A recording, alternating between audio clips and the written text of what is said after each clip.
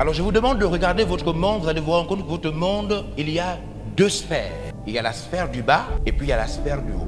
La sphère du bas, c'est où nous vivons. Nous pouvons créer, façonner, construire. Puis il y a la sphère du haut, là où on parle de créativité. Ce n'est pas nous qui avons créé. C'est pourquoi quand vous êtes par exemple devant la nature, vous ne trouverez aucun pays responsable d'avoir créé la nature. Peu importe les puissances que vous connaissez. Vous pouvez trouver qui a créé tel avion, vous pouvez trouver qui a créé tel ceci, qui a le plus grand immeuble du monde. Toutes ces choses existent, mais vous ne pouvez pas trouver la puissance qui vous a créé. Vous ne pouvez pas trouver la puissance qui a créé les arbres. Le vent, tempête, l'eau. Vous ne pouvez pas trouver celui qui établit la limite entre la mer et la terre, les époques et les années. L'univers, le cosmos. Ça, vous ne pouvez pas trouver la puissance humaine ou encore continentale qu'il a créée.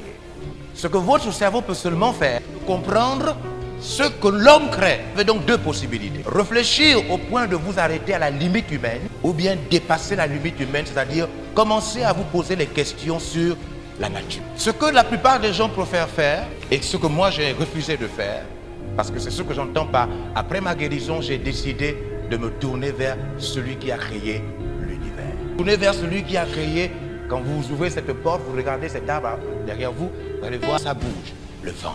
Vous-même, vous n'êtes pas la création de la Chine. Vous n'êtes pas une création des États-Unis, malgré leurs universités. Lorsque vous mettez du poisson à la bouche, cela ne vient pas du Nigeria. Vous voyez l'enfant qui est dans le ventre de votre femme, si vous êtes marié ou bien votre copine, ce bébé qui se construit jour en jour, les parties, les ongles se forment, les cheveux se forment, l'homme dans le... Nous savons ce que les premières puissances créent. On peut identifier cela. Mais il y a une création si forte dans laquelle nous vivons qui, elle, ne vient d'aucun pays, aucune université, aucune organisation humaine. Donc vous avez la possibilité d'ignorer ça, comme continuer simplement à jouir de la vie, ou bien commencer à vous poser les questions, les vraies questions. Qui a déjà vu un mort? Qui a déjà vu un proche mort? Un proche. Okay, excusez-moi de la question, mais qui a déjà vu un parent mort? Maman, papa, son oncle, son frère, sa soeur, devant vous, inerte. Le corps, l'enveloppe, les Grecs parlent de soma, la partie physique. Vous pouvez mettre n'importe quoi du feu, piquer ce corps, le corps ne réagit plus.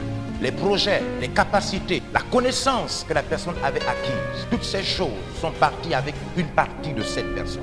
Encore là, ne pas vous poser des questions. Toujours faire comme si ça n'existe pas. C'est ce que la plupart des gens en réalité font. Le seul problème, c'est que se poser des questions sur ce que nous voyons, là où nous vivons et ce dont nous jouissons. Ne pas se poser des questions sur la nature, on pense que cela veut simplement dire qu'on évite la religion. La religion n'a rien à voir avec le vent.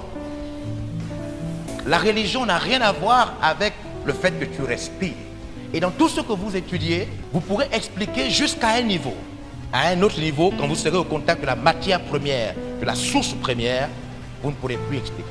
C'est-à-dire, ce qui a été utilisé pour créer ce qui existe. Par exemple, l'eau.